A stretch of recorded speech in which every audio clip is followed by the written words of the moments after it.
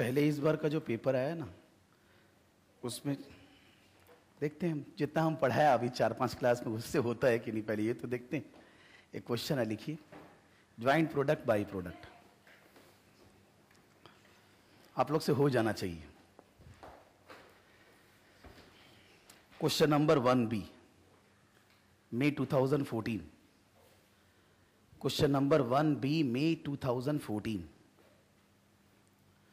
A company processes different products from a certain raw material. A company processes different products from a certain raw material. Full stop. The raw material is processed. The raw material is processed in process 1. The raw material is processed in process 1. Bracket में, where normal loss is 10% of input. Bracket में, where normal loss is 10% of input. Bracket closed. To give product A and B, to give product A and B in the ratio of 3:2. To give product A and B in the ratio of 3:2. Full stop. B is sold directly. B is sold directly. Full stop. A is processed further.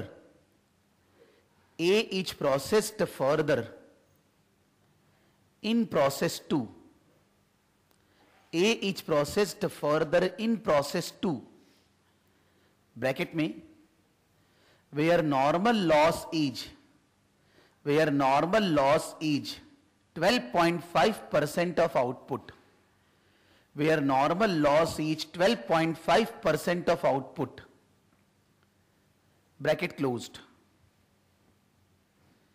To give product C and D, to give product C and D in the ratio of 5:3. To give product C and D in the ratio of 5:3. Full stop. At this point C and D, at this point C and D have sales value rupees 55 and rupees 40 per kg. Rupees 55 and rupees 40 per kg. Full stop. C can be further processed. C can be further processed in process 3. C can be further processed in process 3.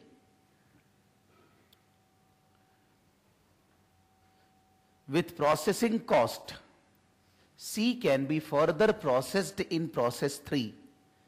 With processing cost, rupees 3,95,600. With processing cost rupees 3,95,600 and normal wastage 5% of input. Normal wastage 5% of input and then be sold at rupees 66 per kg. And then be sold at rupees 66 per kg. And then be sold at rupees 66 per kg. Full stop. D can be processed further. D can be processed further in process 4. With processing cost. In process 4 with rupees 3,82,500 rupees 3,82,500,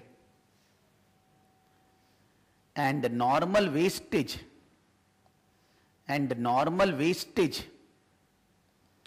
12.5% of output, 12.5% of output, and then be sold at rupees 55 per kg. B matlab B. And then be sold at rupees 55 per kg. Full stop. The normal wastage of each process,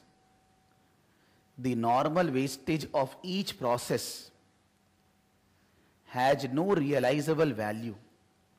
The normal wastage of each process has no realizable value.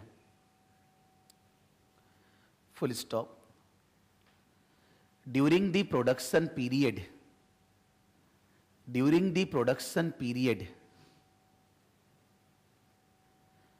2 lakh kg of raw material, 2 lakh kg of raw material each to be introduced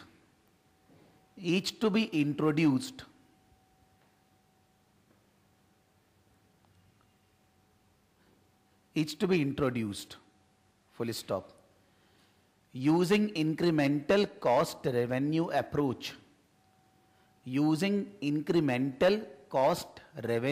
approach, comma, advise whether sale at split off, or further processing,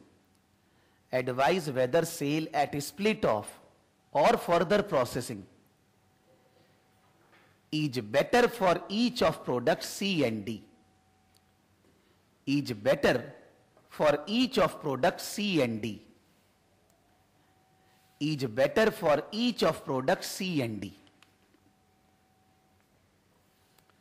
करिए आप लोग इसको, फिर बात करते हैं कैसा paper था ये। 1B 5 नंबर का क्वेश्चन है, 5 मार्क्स।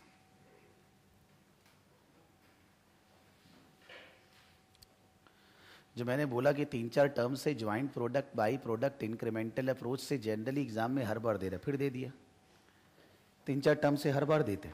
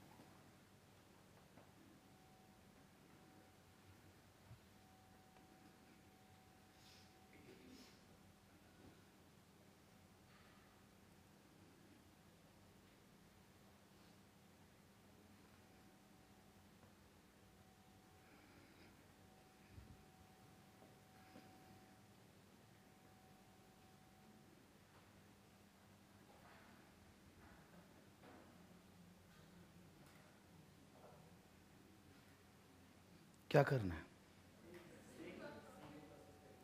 सी को फर्दर प्रोसेसिंग करेंगे और डी को नहीं करेंगे। क्यों? सी में कितना फायदा है? फर्दर प्रोसेसिंग करने से ये एक्स्ट्रा फायदा है। और डी में कितना लॉस है? डी में 62,500 का लॉस। और कोई नहीं हुआ? और कोई? बोलिए बोलिए, बोलो तो, कोई जरूरी थोड़ी ना कि ये राइट है, बोलिए। तो फायदा तुम्हारा अलग आ रहा है। कितना आ रहा है? 4,29,400। और उधर वाला भी किए नहीं है, हो रहा है। और कोई? भाई तुम लोग पीछे दोनों, कितना फायदा? फायदा 67,000। और उधर कर रहे हैं अभी, अच्छा, अंडर प्रोसेस। और कोई? भाई तुम लोग दोनों बोलो। नहीं हुआ? हुआ नहीं? क्यों नहीं हुआ भाई?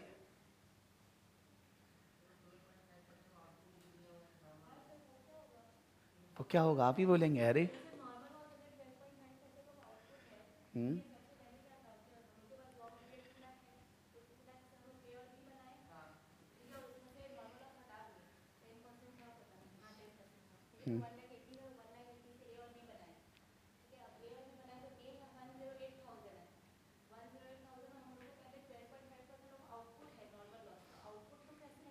कैसे निकालेंगे आप बोलिए?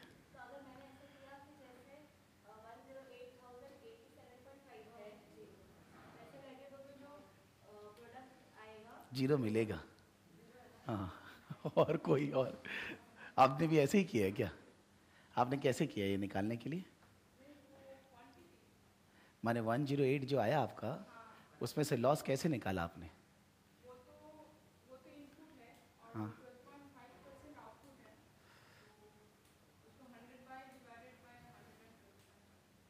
सही है, सही है। क्यों है? अभी बता रहे हैं।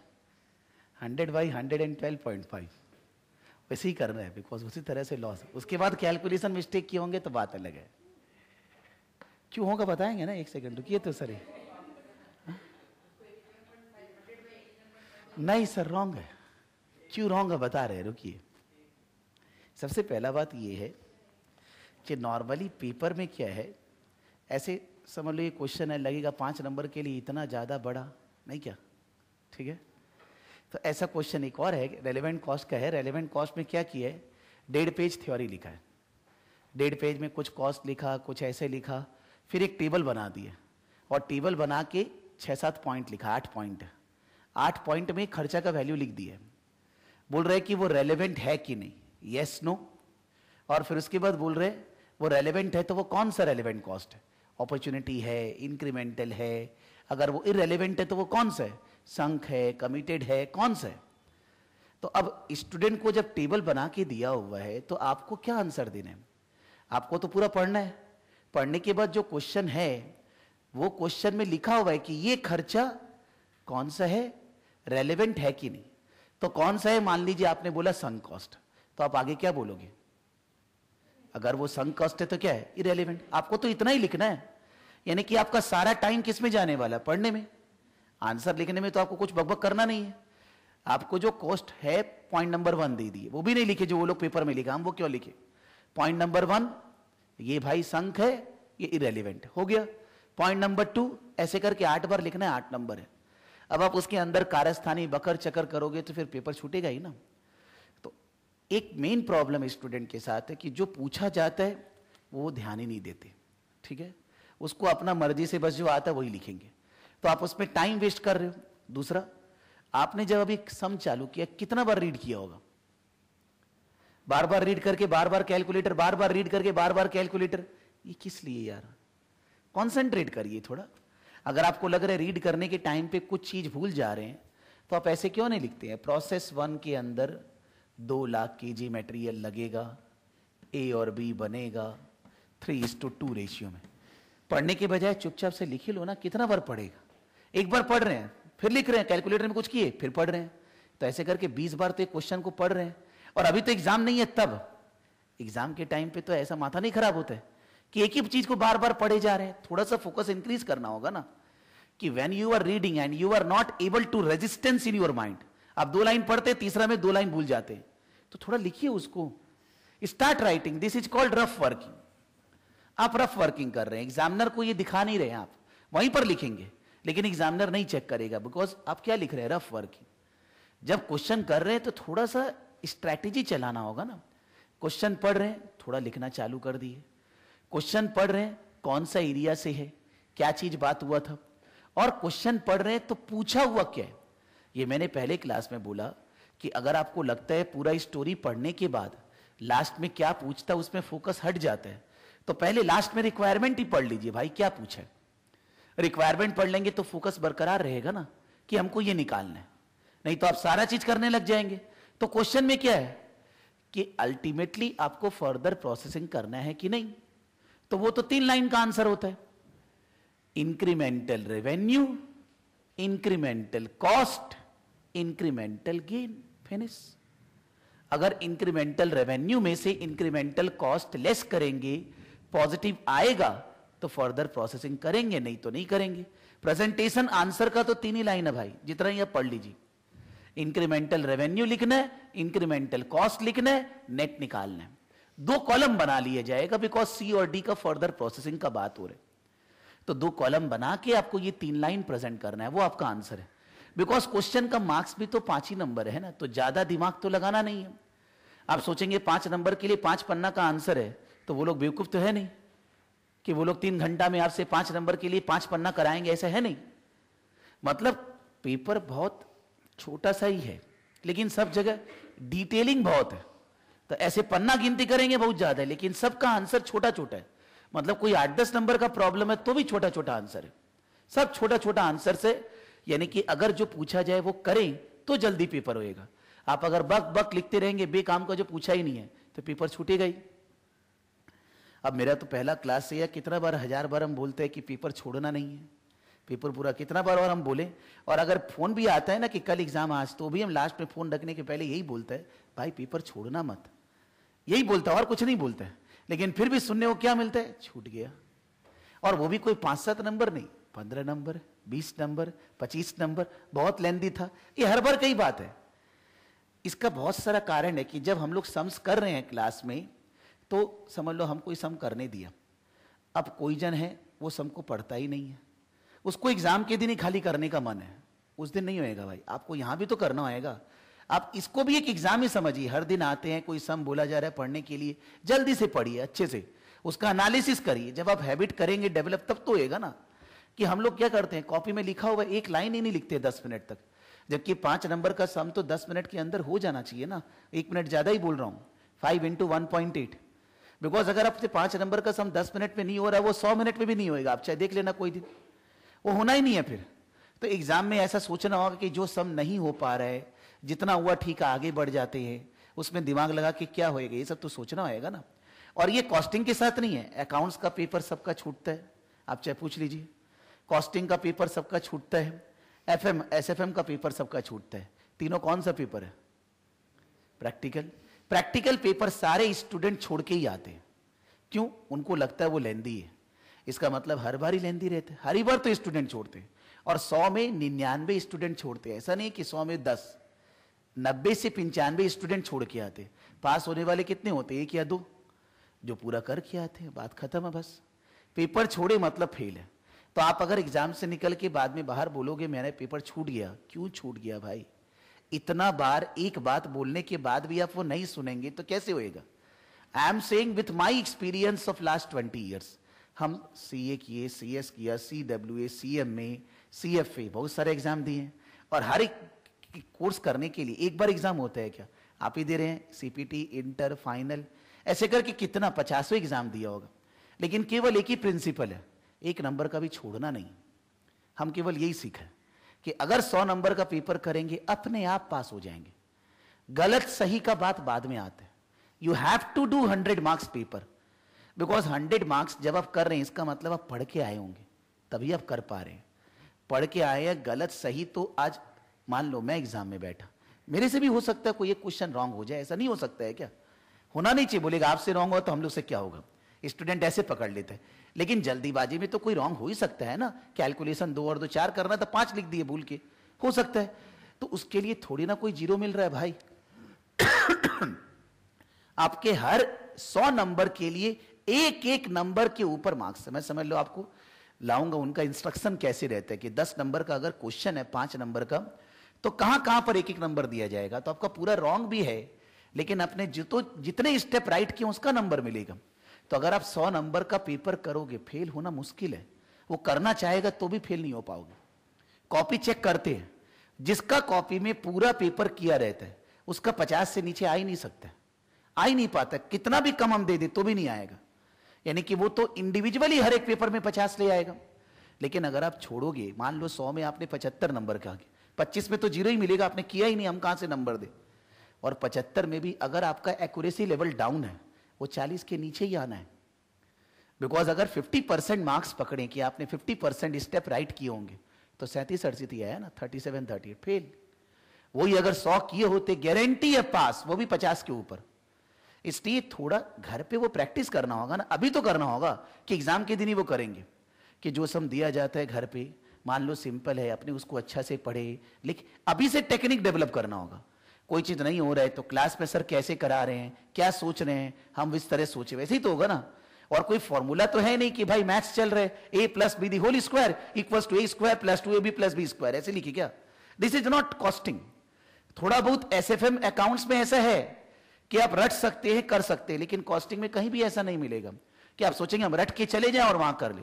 रटने वाला स्टेप थोड़ा बहुत क्यूटी में ही है कि भाई सिंप्लेक्स टेबल बनाना है, रट लिए स्टेप, असाइनमेंट करना है, ये रो मिनिमम ये सब कर लिए, तो वहां कौन सा हो जाता है, उसमें भी तो सम्स है। अब कोई जन स्टूडेंट बोलता भैया क्यूटी से तो आया ही नहीं, हम पेपर जब तक नहीं देता हम उसका ही बात सुनते रहते हैं, फिर हम पेपर हाथ में लेता है तो 35 नंबर क्यूटी, क्या पढ़ते हैं पता नहीं, कि पेपर के अंदर कितना नंबर का कौन सा है वो भी नहीं पता है, तो कैसे होएगा ऐसे। और जैसे आज नॉर्मली करीब 5-6 टर्म से हम हर बार ये बोलते हैं कि जितना मेरा मैथ में दिया हुआ है ना उससे सारा पेपर है। ये जरूर है हु बहू फिगर सेम नहीं है, लेकिन हम क्वेश्चंस निकाल सकते हैं कि ये क्वेश्चन ऐसा है, कॉमा फुल स्टॉप वैसे ही वैसे ही यहां पर भी दिया हुआ। इसका कारण ये नहीं है कि हम कोई पेपर बनाया, हम बात बोल रहे पेपर मेरा थोड़ी ना आ रहा है। अगर हम बना रहा भी 10 जन पेपर बनाते हैं, सबका मिक्स वगैरह करके कंप्यूटर से वो जनरेट होता है, किसी को नहीं मालूम है क्या पेपर है। लेकिन अगर अपने जितना भी तरह का क्वेश्चन है, चाहे वो स्टडी मैट में हो, प्रैक्टिस मैनुअल हो, आरटीपी में हो, या डिफरेंट बुक्स में हो, या मेरा अपना फीलिंग हो, सब तरह का तो सम कर रहे हैं, तो आपको और कोई किताब क्यों पढ़ना है। एक ही चीज को 50 जगह से पढ़ने से लॉस ही होता है। अगर हम ऑडिट पढ़ रहे हैं, लॉ पढ़ रहे हैं, इसका पढ़ रहे हैं, एक ही जगह से पढ़ना है। आप एक जगह से उसको पढ़ोगे, हर आदमी का लैंग्वेज अलग होता है, सब कोई कॉपी लिखते, किसी का भी सेम होता है क्या, सबका अलग होता है। चीज तो सबको एक ही लिख रहे हैं, कोई गलत थोड़ी ना लिख रहे हैं। तो अगर हम लोग उसको अलग अलग जगह से पढ़ेंगे ना, वो दिमाग में रेजिस्टेंस नहीं होता। केवल एक ही जगह से बार बार पढ़ना है। और ये मेरे तरफ से गारंटी है, जैसे इसमें हर पेपर में, ऐसा नहीं कि इस पेपर में, हर पेपर में 100 में से 90 नंबर आपको जो मैं करा रहा हूं उसी से आएगा। फिगर्स जरूर अलग हो सकता है कि 10,000 मैंने कराया तो 12,000 लिखा हुआ जरूर हो सकता है, लेकिन हर क्वेश्चन आपको मेरा करा हुआ मिलेगा। स्टूडेंट का यही कहना है कि याद आ रहा था आप कराए थे। याद आने से तो नहीं होगा ना यार, याद आने से नहीं होगा, आपको सोचना होगा आपको कैसे सम्स करना है। और इतना सम्स हम लोग करते हैं तो आपको और दूसरा किताब में क्यों जाना है। कोई जन आपको बहका रहा है भाई हमसे यहां से कर रहे हैं, बोल भाई तुम वहीं से कर, हमको नहीं करना है। आप उसको बोलिए कि आप यहां से कर लीजिए, लेकिन आप दूसरा जगह से और कुछ मत पढ़िए। जो यहां पढ़ाया जा रहा है कॉम्प्रिहेंसिवली सारा पढ़ाया जा रहा है। तो इसमें भी 100 में से 90 नंबर मेरा स्टडी मैथ से। अब मान लो क्वेश्चन दिया है लीनियर प्रोग्रामिंग का, जो लोग कर चुके हैं लीनियर प्रोग्रामिंग, 3 प्रोडक्ट है, 3 में से एक प्रोडक्ट लिखा है कि 30 यूनिट ही बनाना है, ना वो 30 से कम बनाना है ना वो 30 से बेसी बनाना है। इसका मतलब वो एक प्रोडक्ट जब 30 ही बनाना है तो उसको वेरिएबल वगैरह में डाले ही क्यों। उसका 30 यूनिट में जो रिसोर्सेस लग जाएगा वो हटा दो, और बैलेंस रिसोर्स में आपको 2 प्रोडक्ट बनाना है। मतलब आपको सम को 2 प्रोडक्ट के लिए सॉल्व करना है, लेकिन 2 प्रोडक्ट होकर भी सिंप्लेक्स मेथड लगाने बोला है। 2 वेरिएबल होकर भी सिंप्लेक्स मेथड। लेकिन अगर कोई स्टूडेंट 3 वेरिएबल का सम किया होगा, उसका सिंप्लेक्स टेबल बहुत बड़ा हो जाता है। और क्वेश्चन 8 नंबर का ही है, तो आपको सोचना तो चाहिए ना कितना वो लोग देगा। इसलिए वो लोग फॉर्मुलेशन वगैरह का क्वेश्चन है बात ही नहीं की है, खाली बोले सिंप्लेक्स मेथड से सॉल्व करिए। तो एक प्रोडक्ट का तो क्वांटिटी बता दिया, दूसरा दो प्रोडक्ट का क्वांटिटी आपको निकालना है, तो आपको दो प्रोडक्ट का वेरिएबल, दो वेरिएबल मानकर फॉर्मुलेशन करना है, सिंप्लेक्स टेबल बनाना है, फटाफट हो जाएगा। 8 नंबर के लिए आपको 16 मिनट अलाउड है, पहले ही हो जाएगा, लेकिन थोड़ा फोकस रखना होगा। नेटवर्क एनालिसिस के अंदर क्रैशिंग का सम दिया, एकदम simple, crash cost, normal cost, crash time, normal time. बोला भाई क्रैशिंग करो, और क्रैशिंग करने के टाइम पे दो तरह का क्वेश्चन बोला है, एक मिनिमम कॉस्ट क्रैशिंग, एक मिनिमम टाइम। मिनिमम टाइम निकालिए, कब मिनिमम टाइम आता है? जब हर एक पाथ में से कोई भी एक पाथ का पूरा एक्टिविटी क्रैश हो जाए, यानी कि क्रिटिकल पाथ, जो क्रिटिकल पाथ का एक्टिविटी अगर सारा क्रैश हो जाए तो हम लोग उसको क्या बोलते हैं? Minimum time. तो हम क्लास में कराते वक्त 2-3 सम में शुरू में मिनिमम टाइम जबरदस्ती निकालते, हम भी बोर होता है, स्टूडेंट भी बोर होता है कि क्यों जोश में आ रहे हैं, इसीलिए आता है कि पेपर में भी आता है ना यार, हमको थोड़ी ना मजा आता है आपको कोई तकलीफ देने में। कोई चीज को 2 बार 3 बार हम तो कराएं कि आप घर पे ना पढ़े तो यहां पढ़ ले भाई, कुछ यहां का याद आ जाए। तो 8 नंबर का लीनियर प्रोग्रामिंग, 8 नंबर नेटवर्क, जब टॉपिक कराता है तो हम बोलते हैं हर बार इन्हीं से आता है, फिर आता है देखो, पता आपको बता तो रहे कि कहां से क्या आता है। तो 8-8 16 नंबर वहां हो गया। 5 नंबर का एक असाइनमेंट का तुच्छ सा प्रॉब्लम दिया है, इधर में 1 के अंदर D नंबर असाइनमेंट, स्टूडेंट को पता ही नहीं चल रहा है असाइनमेंट करना है कि नहीं। अब अगर ट्रांसपोर्टेशन होगा तो डिमांड और सप्लाई होगा कि नहीं? तो जब डिमांड सप्लाई नहीं है तो अब ट्रांसपोर्टेशन कर कैसे लेंगे? एक बार करता तो सही, वहां पर पता चलता, तो वो पता ही नहीं चला, बोलता ट्रांसपोर्टेशन है कि असाइनमेंट है। मन को बहुत ठेस लगता है कि भाई तुम ट्रांसपोर्टेशन करे या कैसे, हमको भी समझा दे भाई, हम भी कर लेते। जब डिमांड सप्लाई नहीं है तो आप एलोकेशन कैसे करेंगे, वोगल्स कहां से लगाएंगे? तो असाइनमेंट का प्रॉब्लम है। फिर एक क्वेश्चन ऐसे ही बना के दिया, 4 नंबर का क्वेश्चन बनाया है क्यूटी से, बोल रहे कि क्या कोई असाइनमेंट प्रॉब्लम में रो और कॉलम एक साथ नया नया आ सकता है क्या? मतलब रो भी ऐड होगा और कॉलम भी नया होगा, ऐसा हो सकता है क्या? जो लोग किए उनसे पूछ रहा हूं मैं। असाइनमेंट में क्या करते हैं कि 5 आदमी है, 4 काम है, तो हम लोग बोलते हैं कि भाई एक डमी काम है, या 4 आदमी है 3 काम है, या 4 काम है 3 आदमी है, तो एक डमी आदमी है, यानी कि एक साथ रो और कॉलम दोनों एडिशन होगा क्या? या तो रो होगा या कॉलम होगा, उसको लिखना है, ठीक है।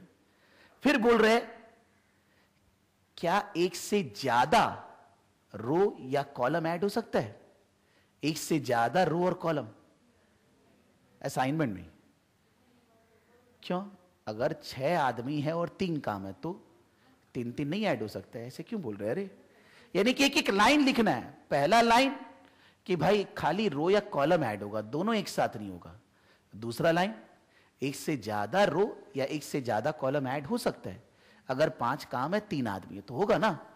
अब इसमें क्या बोले, कोई बोले तो इसमें क्या लिखा है यार, पहला क्लास में तो ये बताते हैं बैलेंसिंग रिक्वायरमेंट। ऐसे ही बोल रहे ट्रांसपोर्टेशन में भी, ट्रांसपोर्टेशन में एक साथ रो और कॉलम दोनों ऐड हो सकता है क्या? ट्रांसपोर्टेशन में देखते हैं डिमांड और सप्लाई बराबर है कि नहीं, तो अगर डिमांड के बदले सप्लाई कम है तो सप्लाई का आएगा, और डिमांड कम है डिमांड आएगा, यानी कि वहां पर भी रो या कॉलम में से कोई एक ही होता है। और बोलते हैं ट्रांसपोर्टेशन में भी क्या एक से ज्यादा रो एक साथ ऐड हो सकता है? एक से ज्यादा रो या एक से ज्यादा कॉलम नहीं हो सकता है ट्रांसपोर्टेशन में, बिकॉज वहां तो डिमांड और सप्लाई कम होने से एक ही चीज ऐड होगा ना।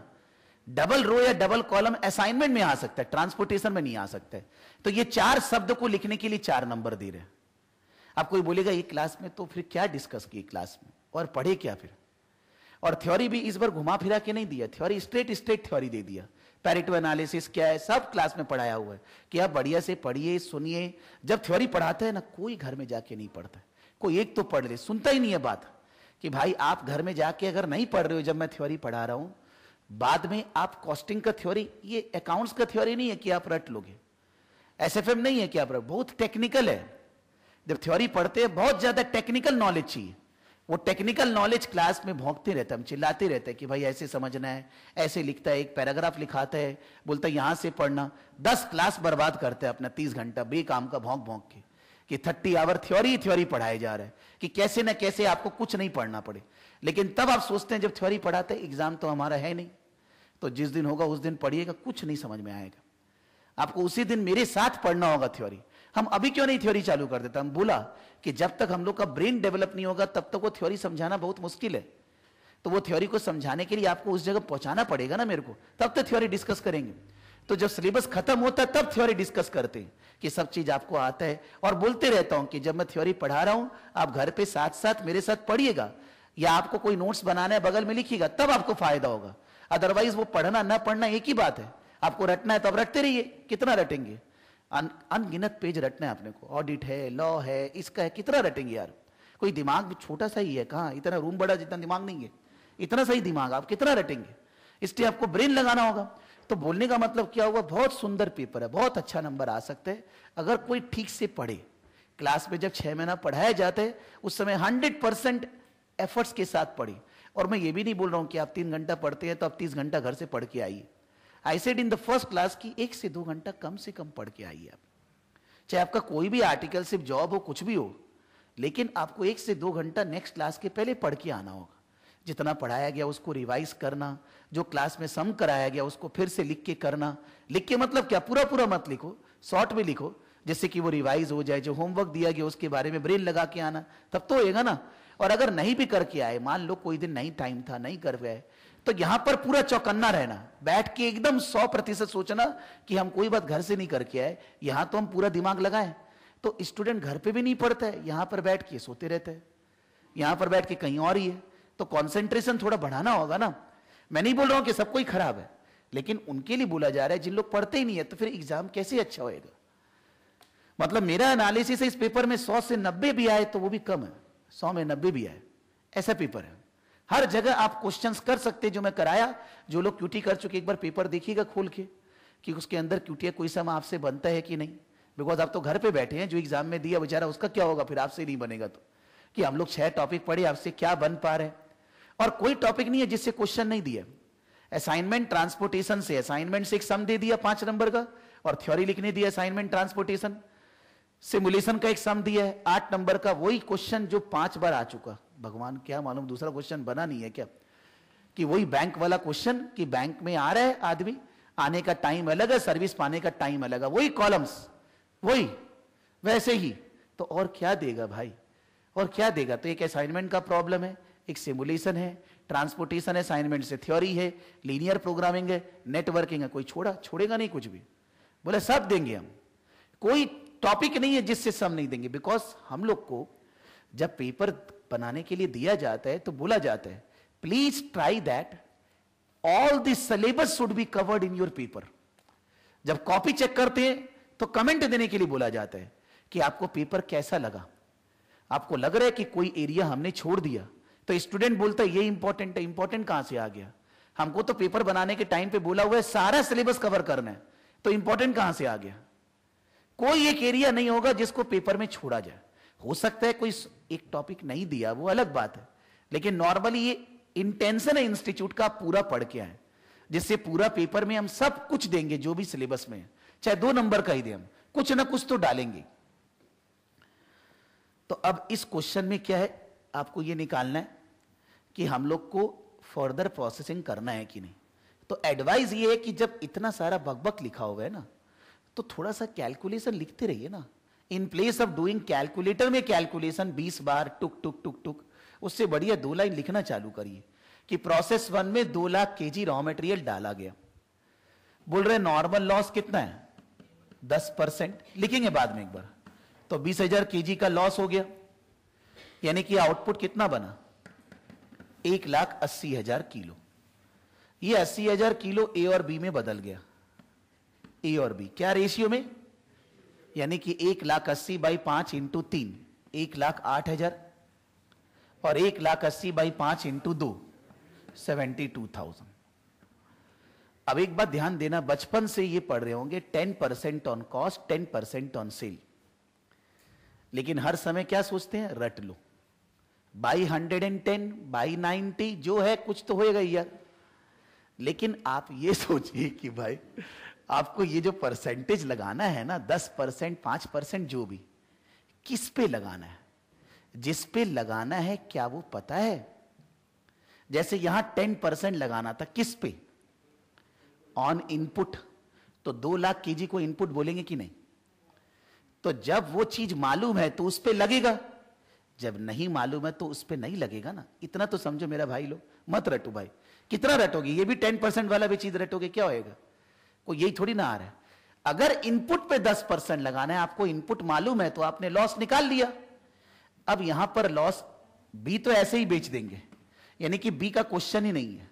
अब कोई स्टूडेंट बी के बारे में माथा लगा रहे हैं, अरे भाई पूछा ही नहीं है यार, आगे आना बोल रहे हैं कि फर्दर प्रोसेसिंग करना है कि नहीं, तो बी में क्यों दिमाग लगा रहे हैं? उसको भूल ही जाइए, फिगर्स वगैरह सब, बस ए में ही रहिए। बोल रहे ए को हम लोग प्रोसेस 2 में फर्दर प्रोसेस करेंगे। तो लॉस कितना होगा? 12.5% ऑफ आउटपुट। तो क्या 1,08,000 आउटपुट है क्या? नहीं है। इसका मतलब 12.5% इसमें नहीं लगा सकते। जब भी आपको जिसके ऊपर परसेंटेज लगाना है वो नहीं मालूम है, आप उसको x या 100 मानिए। उसको x जिस पे लगाना है वो नहीं मालूम है, उसको एज्यूम करना होगा ना। x लेके भी कर सकते, किसी को फीलिंग x में आता है, किसी को 100 में, जैसे आए भाई। मान लो हम बोलेगा आउटपुट 100 है। अगर आउटपुट 100 है तो क्या लॉस 12.5% ऑफ 100 हो सकता है क्या? अगर आउटपुट 100 है तो क्या लॉस 12.5% ऑफ 100 हो सकता है? बिकॉज आउटपुट का है। तो अगर 100 आउटपुट है, 12.5 लॉस है, तो इनपुट कितना था? आप सोचिएगा कि इनपुट से तो लॉस होने के बाद आउटपुट आया होगा, यानी कि 100 अगर आउटपुट है, ये सोचो ना यार मेरे भाई, समझोगे कि भाई जल्दी जब आप 2 बार 4 बार सोचेंगे एग्जाम में गलती नहीं होगा, लेकिन आप यहां कंजूसी करेंगे सोचने में तो फिर एग्जाम में गलत होगा। नॉर्मली हम ये नहीं बोल रहे, लेकिन इस क्वेश्चन को राइट करने वाला बहुत ही कम स्टूडेंट होगा, है कुछ भी नहीं, बहुत कम स्टूडेंट होगा जो लोग इस क्वेश्चन को राइट करेगा। 100 में कोई एक जन, 99 जन का कॉपी खोलो रॉन्ग ही रहेगा। यही परसेंटेज वाला के लिए इनपुट आउटपुट, जिंदगी यहीं पर। और अगर मान लो एग्जाम में आपका दिमाग नहीं लग रहा है तो क्यों टाइम वेस्ट कर रहे हैं भाई? आगे बहुत कुछ है जो करना है, इनपुट आउटपुट निकाल नुकुल के बढ़ के आगे बढ़ जा, वेस्ट मत करो टाइम। घर पे चाहे वेस्ट कर लो, लेकिन एग्जाम में टाइम समय नष्ट मत करो। आप इनपुट आउटपुट सोचते रहे, बगल वाला से पूछे है तेन 20-25 मिनट उसमें लगा दिए, और फिर आप बोलेंगे पेपर लेंदी है।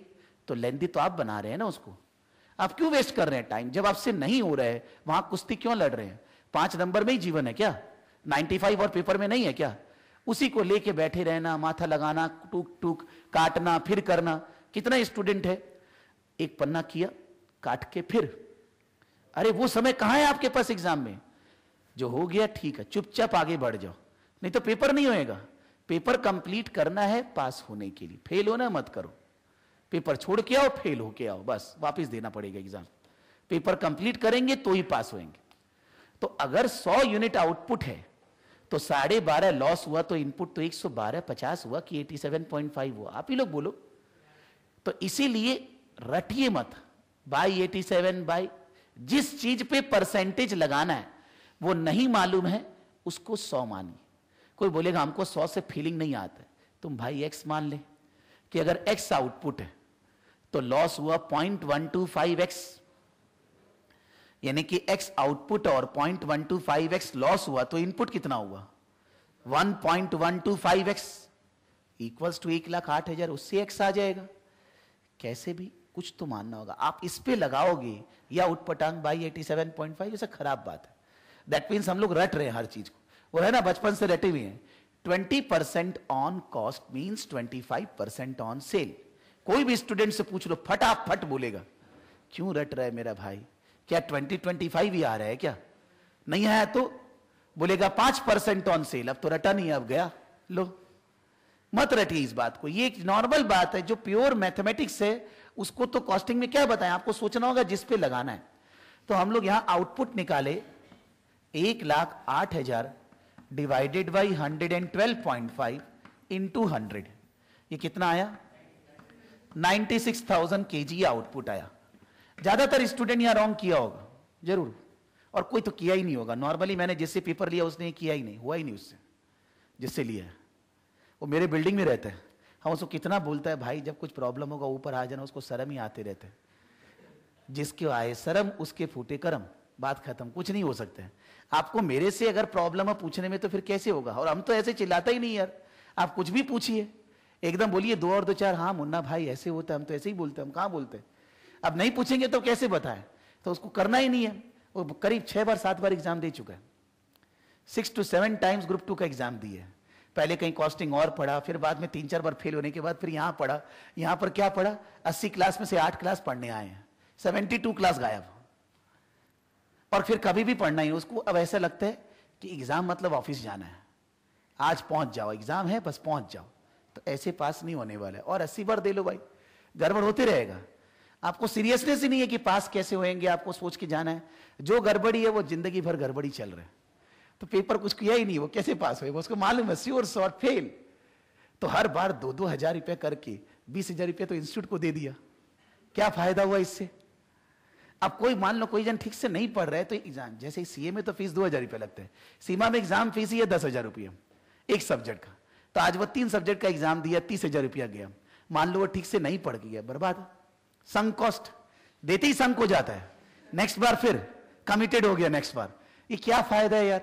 या तो ठीक से पढ़ के एग्जाम दो या तो मत दो। ऐसे क्या होएगा उठपटांग पढ़ के? तो माने आपको एक लेवल तो होना पड़ेगा ना आपका कि पास होने लायक आप हैं कि नहीं, पूरा पेपर कर सकते हैं कि नहीं, तब तो एग्जाम देंगे। और ये भी है कि मान लो आपको लगता है कि नवंबर में एग्जाम है, नहीं प्रिपेयर कर पाएंगे, मई में देंगे, कोई बात नहीं है। जिंदगी थोड़ी ना उजड़ जाएगा 6 महीना में। नहीं फेल होंगे तो नहीं पास होंगे तो भी तो 6 महीना बाद बुक रहेगा ही। बढ़िया से पढ़ के देना है, इतना माथा खराब नहीं करना है, टेंशन फ्री रहना है कि 1,08,000 के बदले 96,000 kg आउटपुट है। इसमें क्या बन रहा है? सी और डी बन रहा है। क्या रेशियो में बन रहा है? 5:3। ये सब हम लोग एग्जामिनर के लिए नहीं कर रहे हैं, अपने लिए कर रहे हैं। बिकॉज हो सकता है पढ़ते पढ़ते बार बार एक बात को पढ़ना पड़ रहा है, और नॉर्मल है क्योंकि इतना बात लिखा है तो पढ़ना पड़ रहा है। चुपचाप लिखिए ना भाई, क्या होगा कैलकुलेटर में टुक टुक करके, कोई काम नहीं है। पढ़िए, अच्छे से पढ़िए क्या लिखा होगा। तो इसको 5:3 में बांटेंगे, कितना होगा ये? 60,000 और 36,000। अब मंजिल के करीब पहुंच गए। अब खाली इतना है कि अगर इसको यहीं बेचेंगे और इसको यहीं बेचेंगे तो sale at split off point आएगा। इनको फर्दर प्रोसेसिंग करके बेचेंगे तो फाइनल सेल वैल्यू आएगा। माइनस करेंगे इंक्रीमेंटल सेल आएगा। उसमें से खर्चा लेस करेंगे, पॉजिटिव आएगा, आंसर फिनिश। कुछ करना है बोलो। अब इसको फर्दर प्रोसेसिंग अगर करेंगे, फिर से लॉस बोला है। कितना लॉस बोला है? 5% इनपुट, यहां सोजा हो गया, यानी कि 57,000, बिकॉज इसका 5% बोल दिया। लेकिन यहां फिर से आउटपुट बोल दिया, कितना कितना? वहां दोनों सेम है। 12.5% ऑफ आउटपुट, यानी कि वापस से 112 हो गया। तो बाई 112 50 इंटू 100 कितना? 32,000। आंसर तैयार है। अगर यहां बेचेंगे तो क्या दाम में बिकेगा? यानी कि यहां 55 में बिकेगा। और अगर यहां बेचेंगे तो 40 मत बोलो, नहीं तो फिर प्रोसेसिंग क्यों करेंगे।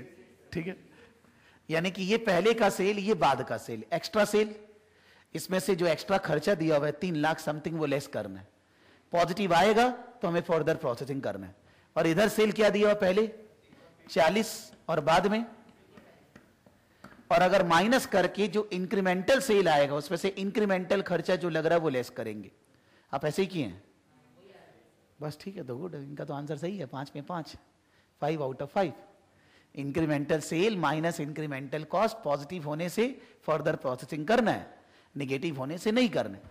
क्वेश्चन में प्रॉब्लम इसी चीज का है, बस ये परसेंटेज जो यूज किया नहीं क्या, इसी में गड़बड़ हो रहा था। लेकिन क्वेश्चन एकदम प्योर 3 लाइन का है कि इंक्रीमेंटल सेल की कंपैरिजन में इंक्रीमेंटल खर्चा ज्यादा है कि नहीं। ज्यादा है तो नहीं करना है, इंक्रीमेंटल सेल ज्यादा है तो फर्दर प्रोसेसिंग करना है। और हम जब कराते हैं तो हम जैसे स्टूडेंट लोग क्या लगता है क्यों पढ़ा रहे हैं ज्वाइंट प्रोडक्ट बाई प्रोडक्ट, लेकिन हम देख रहे हैं कि बार बार वो लोग दे रहे हैं तो अच्छे से ही जान लिया जाए। तो हम और सम 2-4 तो डाल दिए कि भाई ज्वाइंट प्रोडक्ट बाई प्रोडक्ट कैसे न कैसे करके जाओ। अब सीए इंटर का सम्स बहुत ही लो लेवल था, उतना लो लेवल का नहीं देगा। वैसे ये आईपीसीसी में भी आ सकता है, इतना लेवल वहां भी था। ये तो आईपीसीसी का स्टफ दिया है कि ज्वाइंट प्रोडक्ट को फर्दर प्रोसेसिंग करना है कि नहीं। फर्दर प्रोसेसिंग करने के लिए फायदा फर्दर प्रोसेसिंग में होना चाहिए, तभी हम करेंगे। तो आप ये इतना चीज क्या करेंगे? रफ वर्किंग करेंगे, रफ वर्किंग।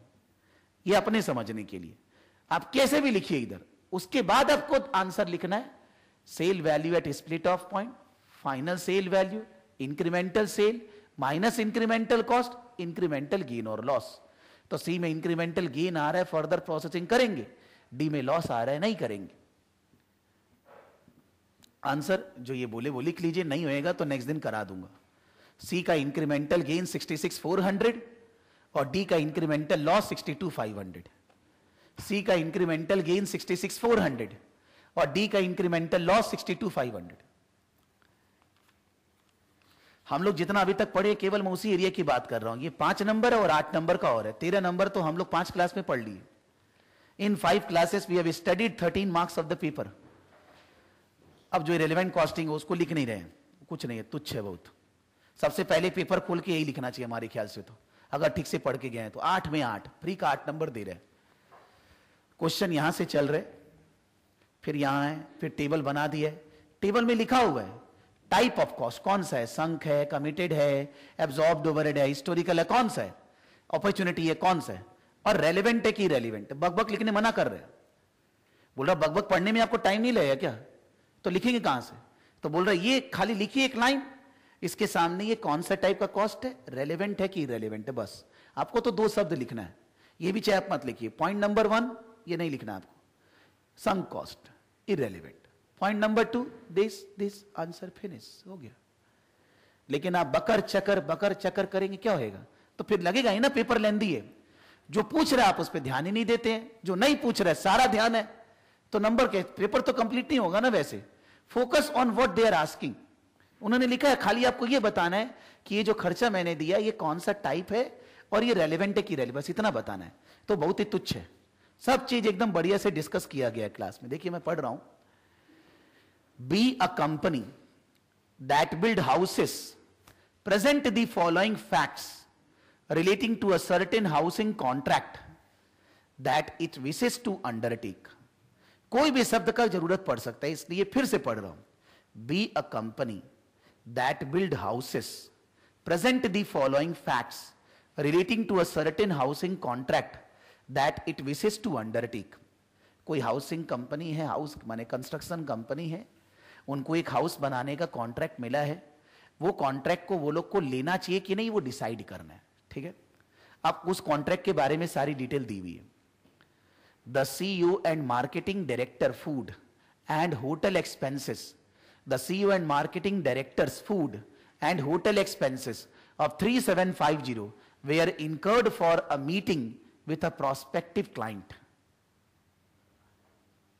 बोल रहे हैं कि सीईओ और कोई मार्केटिंग जो हाउस वाला का कॉन्ट्रैक्ट है, उसका सीईओ के साथ मीटिंग अरेंज करने में हम लोग होटल वगैरह में उनको खाना खिलाए, तो 3,750 रुपया हमने खर्चा किया, तो ये कौन सा कॉस्ट है, और ये क्या है, एक नंबर हो गया। 8.8 नंबर है, ऐसे 8 भी नहीं है, सॉरी, 1 2 3 4 5 6 7, यानी कि एक फ्री का उस पर भी 7 पॉइंट में पहला पॉइंट आपने पहला नंबर मिल गया। First point you have said वही लिखा है कि जो खर्चा लगा है होटल में खिलाने का वो क्या है, लग गया भाई। अब आपको कॉन्ट्रैक्ट मिले नहीं मिले, खा पेट तो खाना गया पेट में, पैसा गया, उसका क्या करें, तो इससे संक कॉस्ट है इरेलीवेंट, बस इतना लिख रहे हैं, संक इरेलीवेंट, फुल स्टॉप बस। बोल रहा है 1200 kg of raw material Z will be required for the house, 1200 kg of raw material will be required for the house, inventory of Z is 550 kg, 1200 kg of Z will be required for the house. Inventory of Z 550 kg. It was purchased at 580 per kg. It is used by B in other projects. It is used by B in other projects. Its current market price 650 per kg. Its current market price 650 per kg. Its resale value 350 per kg. फिर से पढ़ रहा हूं, बोल रहे हैं कि 1200 KG Z चाहिएगा, उसमें से 550 केजी घर पे है, उसका 580 रुपया प्रति केजी लगा था। अगर मार्केट में अभी खरीदने जाएंगे तो दाम 650 पर केजी है, और अगर बेचेंगे तो 350 मिलेगा, और ये जो मटेरियल अपने पास रखा हुआ है ये दूसरे प्रोजेक्ट में काम आएगा, तो क्या रेलेवेंट कॉस्ट होगा, कितना का, कितना का? और 550 का कॉस्ट क्या होगा? ऑलरेडी देयर, तो there is no cost for that. 350। फिर से नौटंकी। हम लोग बात किए कि अगर मटेरियल हमारे पास है, we paid for it, that is irrelevant. But अब उस मटेरियल का आप क्या करोगे? वो तो दूसरा जगह काम में लग जाएगा। तो दूसरा जगह अगर काम में लगेगा तो इस कॉन्ट्रैक्ट का क्या होगा? क्या बोला? अरे रेगुलरली यूज्ड। पूरा 1200 का 650 रुपया जो है उसका भी और जो नहीं है उसका भी। बिकॉज जो है वो तो है, तो उसका जो पैसा लगा था वो इररिलेवेंट है, लेकिन उसको हम लोग दूसरा जगह तो यूज नहीं कर पाएंगे ना, तो दूसरा जगह के लिए खरीदना होगा। खरीदने का दाम रेलेवेंट, जो नहीं है वो भी खरीदना है, जो है वो भी खरीदना है। वो लोग 2 लाइन लिखा इसके बारे में। बोलता है material Z 550 kg at the rate of 580। ये तो संक कॉस्ट है, इररिलेवेंट, 1 नंबर और मिल गया। और बोलता है material 550 kg at the rate of 650। Replacement cost, because जैसा है वैसा खरीदने का वैल्यू को क्या बोलते हैं? Replacement cost relevant. इतना ही बोला, और बैलेंस जो और लगेगा उसके लिए कुछ नहीं पूछा है। 550 जो बाड़ी में है उसका 580 संक कॉस्ट इररिलेवेंट, 550 खरीदना है, रिप्लेसमेंट कॉस्ट रेलेवेंट। 3 नंबर मिल गया। माने इतना सही लिखना है आपको। तो आप अगर बक बक बकर चकर लिखोगे पेपर छूटेगा भाई। वो लोग नहीं बोल रहे आपको बक बक लिखने के लिए, बिकॉज उनको दिख रहा है कि आप 2 पेज पढ़ोगे, it will take at least 5-7 minutes of yours. साथ में लिखोगे तो समय तो चला गया ना। अब आप ऊपर से कैलकुलेशन भी करोगे तो फिर तो आप कैसे करोगे? बोला हम भी नहीं कर पाएंगे, आपको कैसे करने बोल देंगे? क्वेश्चन का रिक्वायरमेंट को समझिए, व्हाट दे आर आस्किंग। अब इससे इजी क्वेश्चन नहीं मिल सकता इस पेपर में, बिकॉज पहला क्लास में जो पढ़ते हैं वो एग्जाम में, और क्या बोले बोलो। तो 8 में 8 तो एकदम फ्री में, खोलते ही पेपर पहले ही ये कर ले भाई, फ्री में 8 नंबर तो ले, और क्या गड़बड़ करी। फिर बोल रहे the house will require 90 hours of engineer time. The house will require 90 hours of engineer's time. The engineers are paid a fixed monthly salary of 47,500 per engineer who can work 150 hours a month. The engineers are paid a fixed monthly salary of 47,500 per engineer who can work 150 hours a month. Spare time is not available now, and an engineer has to be hired for this house for 1 month. He cannot be used in any other project once he does this contract. बोला इस house के लिए engineer का 90 घंटा चाहिएगा। बोला engineer को महीने के हिसाब से पेमेंट करते हैं, मंथ में 47,500 हम लोग पे करते हैं। मंथ में वो कितनी देर काम करता है? 150 आवर। लेकिन हमको इस जॉब के लिए 90 घंटा ही चाहिए। लेकिन बोलता है कोई इंजीनियर खाली नहीं है, तो बोलता है इस जॉब के लिए इंजीनियर क्या करेंगे? नया हायर करेंगे। लेकिन बोलता है कि इस जॉब में तो 90 घंटा ही चाहिए, और इंजीनियर काम कितना देर कर सकते हैं? 150 घंटा। तो वो 90 घंटा इस जॉब में काम करेगा ये हाउस में, तो बैलेंस 60 घंटा वो क्या करेगा? बोल रहा वो कुछ नहीं कर पाएगा, बिकॉज उतना सा समय दूसरा जगह नहीं लग पाएगा। इतना बोला। क्वेश्चन इंजीनियर के बारे में 2 पोर्शन है, एक एक पॉइंट। पहला पॉइंट, इंजीनियर सैलरी 47,500। झूठ बोल रहे हैं आप लोग। हम लोगों ने लेबर के बारे में बात किया, अगर लेबर नया रखना पड़ेगा, लेबर है ताली बजा रहे हैं तब इररिलेवेंट है ना। लेबर नया रखना पड़ेगा, इररिलेवेंट बात की है क्या? सब उल्टा पुल्टा बोल रहे हैं। आपके पास इंजीनियर तो है नहीं, वो तो सब काम कर रहे हैं, तो आपको तो नया इंजीनियर हायर करने बोला है। कमिटेड कहां से हो गया? Out of pocket cost relevant 47,500। ये एक पॉइंट है। दूसरा पॉइंट बोल रहा है इंजीनियर फ्री टाइम कॉस्ट। बोलता है 150 घंटा का 47,500, तो 60 घंटा का कितना? निकालना नहीं है, खाली ऐसे ही लिख दिया। Engineers cost free time equals to 60/150 into 47,500। ये कमिटेड है, बिकॉज आपने उसको 150 घंटा के लिए रखा है। आपका काम अगर 90 घंटा का ही है तो 60 घंटा का क्या होगा? क्यों रखे हैं? फिर मत रखिए, देना पड़ेगा ना, रख लियो। ये कमिटेड है, इररिलेवेंट है। जो ऊपर बोल रहे थे वो नीचे लगेगा। 47,500 out of pocket cost relevant, नया आदमी रखना है, और 60 घंटा का पैसा ताली बजाने का देना है, देना पड़ेगा, क्यों रखे हैं? तो कमिटेड कॉस्ट इररेलेवेंट, ये लिखा। फिर बोल रहे हैं आइडल लिखने से चलेगा, कमिटेड थोड़ा अच्छा वर्ड लग रहा है, आप आइडल भी लिखेंगे नंबर फुल मिलेगा। एग्जाम का देखना आंसर जब आएगा वहां लिखा रहेगा कमिटेड ऑब्लिक आइडल, जो हम लोग डिस्कस करें आप देखिएगा आइडल चलेगा, दौड़ेगा, चलेगा नहीं दौड़ेगा, ठीक है। लेकिन सुंदर वर्ड कॉस्टिंग का क्या है? कमिटेड, इसलिए वही वर्ड यूज करें, ठीक है। फिर बोल रहा है B will use a special earthquake proof foundation material, company एक अर्थक्वेक फाउंडेशन मटेरियल यूज करेगी। This was developed by B at a cost of 30,000 for some other project, तो ये 30,000 क्या हो गया? भूल जाइए। That had to be abandoned, बोलता वह प्रोजेक्ट हमें बंद करना पड़ा। If it does not use in this project, it can use in others, in some other project and charge the client 50,000 for it. बोलता है कि अगर ये इस काम में नहीं लेंगे तो कोई और एक काम में लगा लेंगे और क्लाइंट से 50,000 रुपया लेंगे। तो बोल रहे design cost 30,000, sunk cost irrelevant, design cost 50,000, opportunity cost relevant, finish. 8 में 8 हो गया। कोई एक पॉइंट का वो लोग 2 नंबर बोल रहा होगा, कौन सा मेरे को फीलिंग नहीं आ रहा है, हो सकता है लेबर इंजीनियर का ही बात कर रहा होगा, but they have given 1 2 3 4 5 6 7 point, question is of 8 marks, you have to write just the type of cost और रेलेवेंट इररेलेवेंट, बस finish. You don't have to solve the problem whether the job is to be done or not. Why? Because आपको house का पैसा कितना मिलेगा दिया ही नहीं है। आपको स्टूडेंट चालू हो गया, चलो लिखना चालू करते हैं, खर्चा क्यों लिख रहे हैं भाई? क्यों? फ्री का टाइम है क्या आपके पास? क्वेश्चन जो बोल रहे हैं बस वही करिए, और पूरा करने के बाद जो सब भरते रहना कॉपी को, कोई मना नहीं कर रहे। पहले पूरा पेपर कर लो, फिर उसके बाद जिसना मन में भड़ास हो सब लिखते रहना, वहां बचेगा ही नहीं। 3 घंटा वो ओवर रहेगा, पेपर खत्म हो चुका होगा, और नहीं तो आपका छूट जाएगा।